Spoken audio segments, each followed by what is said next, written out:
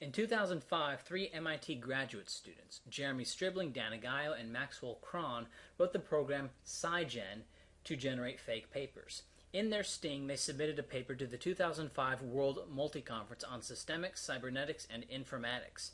That paper was entitled Router, a methodology for the typical unification of access points and redundancy. Here's an abstract from the fake paper. Quote, many physicists would agree that, had it not been for congestion control, the evaluation of web browsers might never have occurred. In fact, few hackers worldwide would disagree with the essential unification of voice over IP and public-private key pair. In order to solve this riddle, we confirm that SMPs can be made stochastic, cacheable, and interposable. Sounds exciting. The three authors were invited to speak at the conference where they exposed the hoax. The program SciGen is available on the internet, free to download and use by anyone. And as recently as 2013, at least 16 SciGen papers have been found in Springer journals. According to the paper by Dominique and Cyril Labe entitled Duplicate and Fake Publications in the Scientific Literature, How Many SciGen Papers in Computer Science? SciGen papers had an acceptance rate of 13.3% at the ACM Digital Library and 28% for Institute of Electrical and Electronics Engineers. Now, certainly the ACM Digital Library and the IEEE are not the most prestigious journals, but 16 got into Springer. Now, I don't know what percentage of SciGen papers got in, but some did. And if completely bogus and ridiculous nonsense jargon papers could get in at least some of the time, what about papers which aren't so transparently bogus as SciGen papers, whose authors are smarter liars than a text-spinning algorithm? This is the point. Nobody would say that the prestigious journals are literally churning out thousands of SciGen papers, but the fact that sometimes a SciGen paper can get through calls into question the seriousness of the peer review process. Another sting was done by John Bohannon.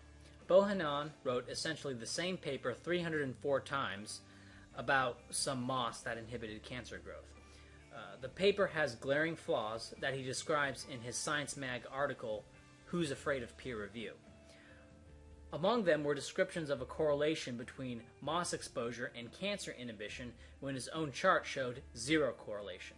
He posed as researchers from various third world institutes using randomly generated names for the authors and institutions of his 304 fake papers and moved paragraphs around the paper.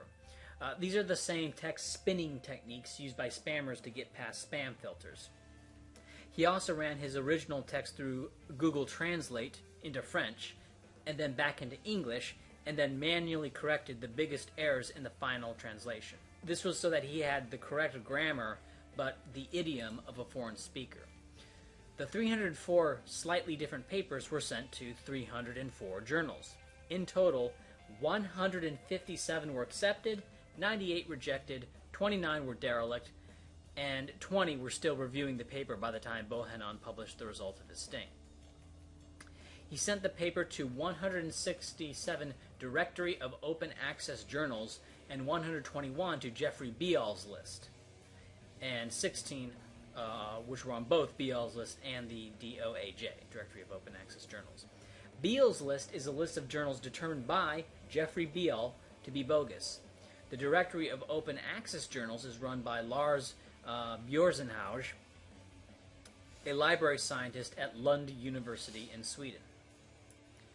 Bohannon says of the DOAJ, quote, without revealing my plan, I asked DOAJ staff members how journals make it onto their list. The title must first be suggested to us through a form on our website, explained DOAJ's Linnea Stenson. If a journal hasn't published enough, we contact the editor or publisher and ask them to come back to us when the title has published more content. Before listing a journal, they review it based on information provided by the publisher. The fact that junk journals would accept a junk article that Bohannon created is not interesting. What is interesting is that journals run by Sage, Elsevier, and Wolters Kluwer all accepted Bohannon's bogus paper. Sage's journal, named Journal of International Medical Research, accepted the paper. Wolters Kluwer's journal Journal of Natural Pharmaceuticals accepted the paper, and Elsevier's journal Drug Intervention Today accepted the paper. Right? Springer, Sage, Wolters Kluwer, and Elsevier all went into damage control mode with apologies and statements. For example, Elsevier says that they don't actually own Drug Intervention Today. The problem, though, is that it's published by Elsevier, and anyone who reads something from Drug Intervention Today will see at the top a big Elsevier logo on it because it's published right along with Elsevier's other journals. Right? The fact that they don't legally own the journal is a red herring, and this distinction, right, is only ever highlighted. It was only highlighted when Elsevier got caught in this sting. Right? It wasn't highlighted before. Same with Wolters Kluwer's Journal of Natural Pharmaceuticals. Wolters Kluwer shut down that journal in response to the sting. And it was owned by Wolters Kluwer, and they shut it down in response to the sting. But there's no reason to believe that Journal of Natural Pharmaceuticals was a particularly bad journal, or was any worse than Walter Kluwer's other journals. That just happened to be the journal targeted by Bohannon's sting. Bohannon's sting and the Saigen paper show that horrifically bad papers can get through these big journals with some regularity. From what I see, these intentionally terabad Saigen papers or Bohannon-esque papers get through the big prestigious journals perhaps about 2% of the time. Now, I am not saying that these big journals routinely publish papers that are as bad as the intentionally bad papers Bohannon wrote. I am saying that the fact that such boringly bad papers can occasionally get through, even into the damage-controlling big journals, calls into question the review process. If Bohannon's paper can sometimes get through, how often do better-crafted fakes get through? Another sting was done by Fiona Godley, an editor of the British Medical Journal in 1998. She took a paper which was about to be published in the British Medical Journal, modified it so it had 8 major errors, and then sent it out to 420 reviewers.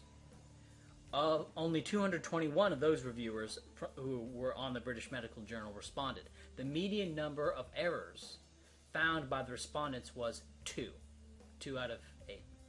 And 35 respondents didn't even find a single error, and nobody found more than 5 errors. In 2008, a similar study was done, again by Fiona Godley, and again with British Medical Journal reviewers.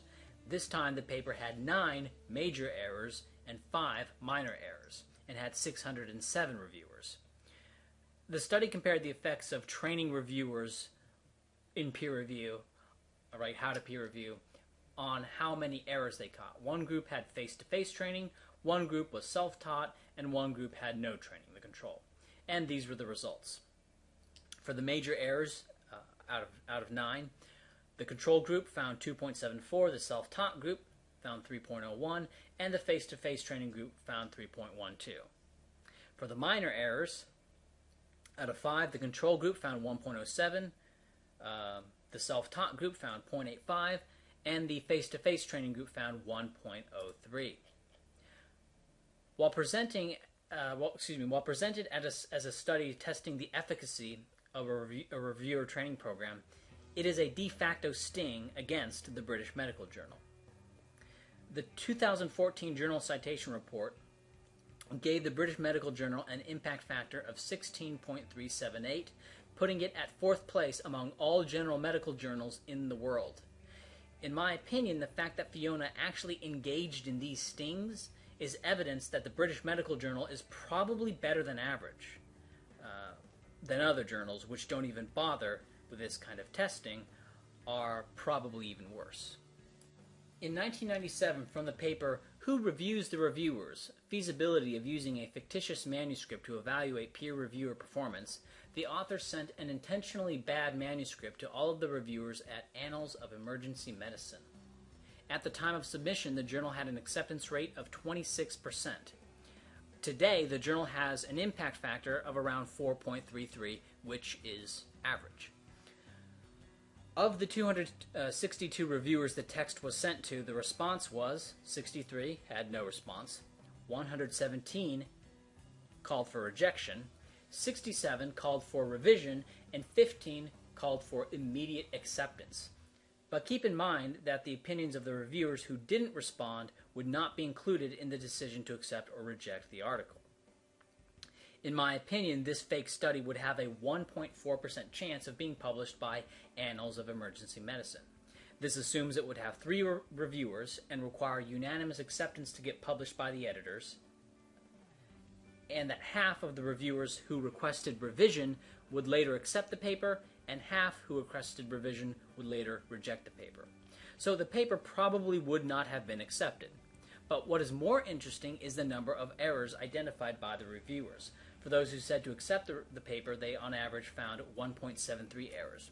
For those who said to reject it, they found 3.91 errors, and those who said to revise the paper found 2.96 errors. Now, some of the highlights are that only 30.2% of the reviewers noted that there was no randomization of treatment in this fake study. Only 0.5%, as in 1/2 as in just one of the 199 reviewers, saw that the p-value calculations were incorrect. Okay. And as an aside, this sort of confirms something that I'm thinking, which is that the really minutiae of the journal, the real nuts and bolts statistical, mathematical stuff that's going on, is not really even looked at by peer reviewers in general. Only 10.6% noted that the drug that the drug being tested, propranolol, wasn't being compared to a known agent.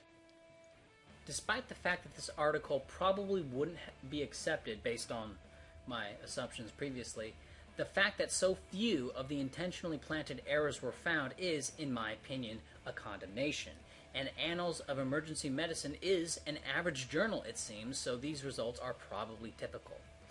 In the year 2000, the journal Brain, which is an Oxford publication, looked into the agreement between reviewers of articles at other journals. Unfortunately, the journals being looked at, right, the reviews of the journals being looked at, only agreed to this on the condition that they remain anonymous. So we're trusting Oxford that they picked some good representative journals. Journal A, the acceptance agreement for an article between 2 reviewers was 47% versus 42.5% would be predicted by chance alone. In terms of article priority, high, medium, or low, there was only 35% reviewer agreement versus 42.5% you would expect from chance. From Journal B, the acceptance agreement was 61% versus 45.74% by chance alone. And priority agreement on the priority of the article, they agreed 61% of the time again, but only 43.62% compared to 43.62% you would predict by chance alone. By the way, I inferred the numbers for chance here. I inferred that by counting the pixels in the bar chart on the figure, okay? And you may think that, oh, that's really silly of you, Ryan. This is something I find myself doing all the time when looking at published peer-reviewed papers. They'll have little charts, but they won't include the data with the chart. Okay, and so what I do is I look at the chart, go into my paint program, I draw a little line, and then literally count the pixels. Okay. The other way to determine the efficacy of peer review is to look at replication. Now, it's possible that some researcher can make a bogus study with bogus results, and other researchers will replicate bogus findings for whatever reason. It's also possible that a researcher will not quite follow the same methods, even though they think they are doing so, and thus fail to replicate a sound study. But the first step to replication is just to have the methods available. In 2013, Melissa Handel et al. Looked at 238 biomedical papers from 84 journals. Of all the studies, she found the percent identifiable resources necessary for replications as follows. Antibody, 44%, cell lines, 43%, constructs, 25%, knockdown reagents, 83%, and organisms, 77%. Of only 5 of the journals analyzed had, by her definition, stringent resource reporting guidelines. Another issue is authors' straight-up unwillingness to share data.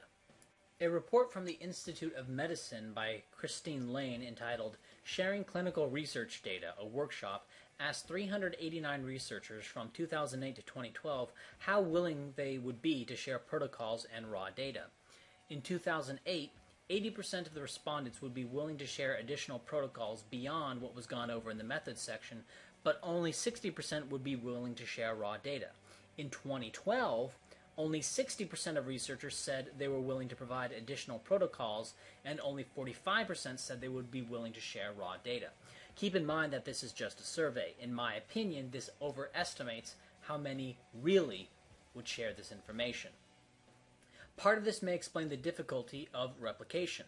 In 2012, the company Amgen attempted to replicate 53 of what they labeled landmark studies on cancer. These are generally defined as studies which were published in high-impact journals, journals that are cited a lot, and whose articles themselves are typically cited a lot. The result was that they failed to replicate 47 of the 53 studies selected. Maybe their difficulty in replicating had to do with not getting, some of the original data and protocols, or maybe it's because those studies were bunk. Right? Maybe Amgen had some axe to grind and the whole thing was done in bad faith. But that's the problem. We don't know. It's just not being replicated. Bayer had more success in attempting to replicate studies in 2011. Khushru Azzadullah headed a replication attempt of 67 studies that Bayer was interested in. Azzadullah and the team were only able to replicate 14 of the 67 studies, marginally better than the Amgen sting. One could say conflict of interest because these are corporate studies, not university ones. But this seems dubious since Bayer and Amgen did these replication attempts for the purpose of product development. They were trying to see if these studies were the real deal or if they were just, smoke and mirrors. The website psychfiledrawer.com looks for replication attempts in the field of psychology. From their article list page, they show 20 successes at replication and 42 failures. 11 studies have only successful replications, 21 only have failed replications, and 5 have a mixture of successful and failed replications. This surprised me, as my preconception was that things like psychology and sociology would have more unsuccessful replications than things like medicine or computer science. Bias toward positive results. Another major problem is the bias towards positive results. In the November 2010 paper, Testing for the Presence of Positive Outcome Bias in Peer Review, a randomized controlled trial, the researchers sent 2 test manuscripts to 238 reviewers for the Journal of Bone and Joint Surgery and Clinical Orthopedics and Related Research. They were randomly given a paper that showed the effect of giving an antibiotic after surgery. The 2 papers randomly assigned were identical in everything except the conclusions. The version that showed no effect for the antibiotic was accepted 80% of the time, whereas the paper that concluded a positive effect from adding the antibiotic was accepted 97.3% of the time. In addition, the reviewers of the paper with no positive results, they found more methodological errors, right? Whereas the paper that did show positive results, the reviewers tended to find fewer methodological errors. This is evidence of something that I've suspected, which is that scientists will find more methodological problems with ideas that they don't find appealing, all else being equal. From the paper Publication Bias, the File Drawer Problem in Scientific Inference, Jeffrey Scargill argued that researchers themselves are generally more interested in publishing positive results, while negative or null hypothesis results are filed away. Combine this with the fact that reviewers themselves are probably biased towards positive results, and you have another reason to doubt peer review. Studies showing that most studies usually aren't replicable have been replicated many times. This is a robust finding. J. Scott Armstrong from the Wharton School at the University of Pennsylvania wrote, in my opinion, a scathing evaluation of what peer review is like in his paper, Peer Review for Journals, Evidence on Quality Control, Fairness, and Innovation. The paper is mostly an analysis of other studies on peer review, but after looking at that data, here is how he described it. Quote, "These papers are then reviewed by people who are working in related areas, but generally not on that same problem. So the reviewers typically have less experience with the problem than do the authors. Reviewers generally work without extrinsic rewards. Their names are not revealed, so their reputations do not depend on their doing high-quality reviews. In any event, on average, reviewers spend between 2 and 6 hours reviewing a paper, although they often wait for months before doing their reviews. They seldom use structured procedures. Rarely do they contribute new data or conduct analyses. Typically, they are not held accountable for following proper scientific procedures. Reviewers' recommendations often differ from one another, as shown by Kischetti in 1991. Most authors have probably experienced this. For example, here are reviews for one of my papers. Referee 1. The paper is not deemed scientific enough to merit publication. Referee 2. This follows in the best tradition of science that encouraged debate through replication. Authors are critical of the quality of the reviews that they receive. Bradley, in 1981, asked authors about their experience on the last compulsorily revised article published in a referee journal. When asked whether the changes advocated by the referees were based on whim, bias, or personal preference, only 23% said none were, while 31% said that this applied to some important changes. 40% of the respondents said that some of the referees had not read the paper carefully. End quote. Now, one may argue that while peer review is seriously flawed, it shows that the universities are trying to create some method to combat bias. And as biased as they are, peer review boards are certainly less biased than the general public in general. And maybe this is true, but the people who say it, I have not seen one who has given any real reason to believe that. From Richard Smith, 13-year editor of the British Medical Journal, quote, "So peer review is a flawed process, full of easily identified defects with little evidence that it works. Nevertheless, it is likely to remain central to science and journals because there is no obvious alternative. And scientists and editors have a continuing belief in peer review. How odd that science should be rooted in belief."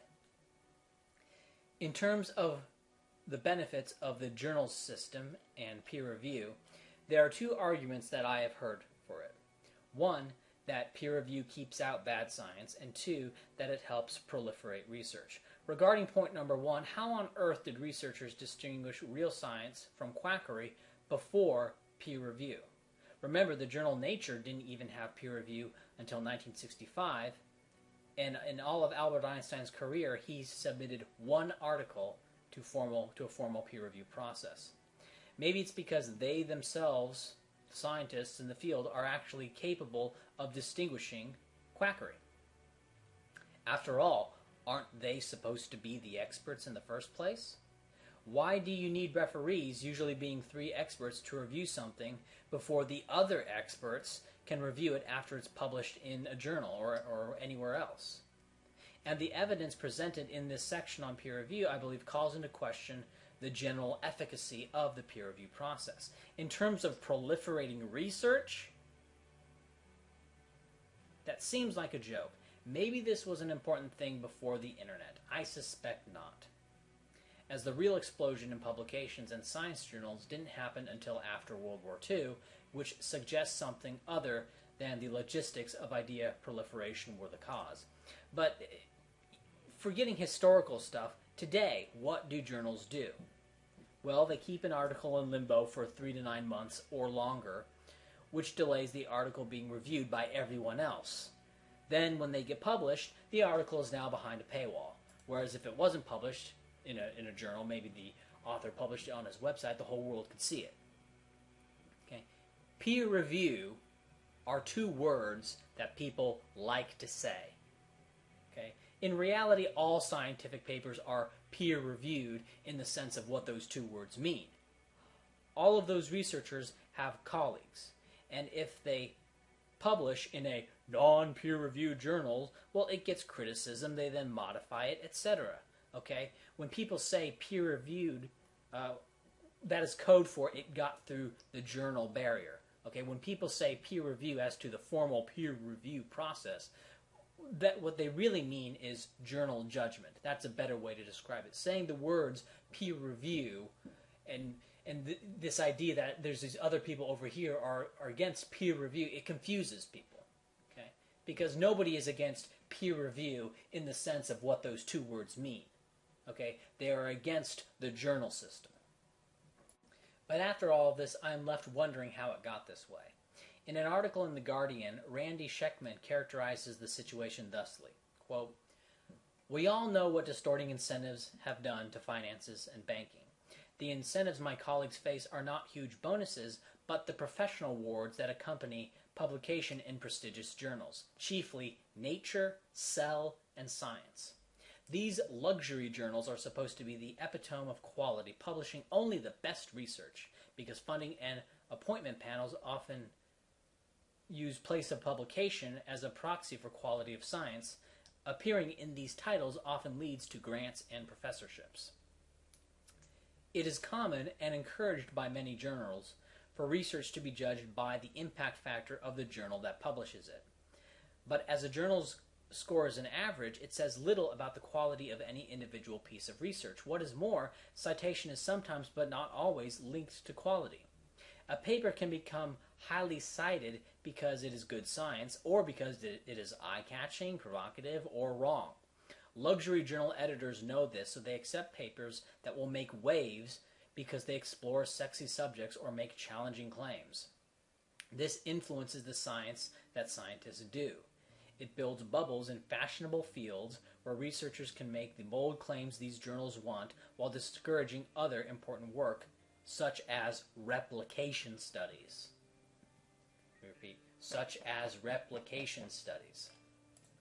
In extreme cases, the lure of the luxury journal can encourage the cutting of corners and contribute to the escalating number of papers that are attracted as flawed or fraudulent. Science alone has recently retracted high-profile papers reporting cloned human embryos, links between littering and violence, and the genetic profiles of centenarians. Perhaps worse, it has not retracted claims that a microbe is able to use arsenic in its DNA instead of phosphorus despite overwhelming scientific criticism. Like many successful researchers, I have published in the big brands, including the papers that won me the Nobel Prize for Medicine, which I will be honored to collect it tomorrow. But no longer. I have now committed my lab to avoiding luxury journals, and I encourage others to do likewise.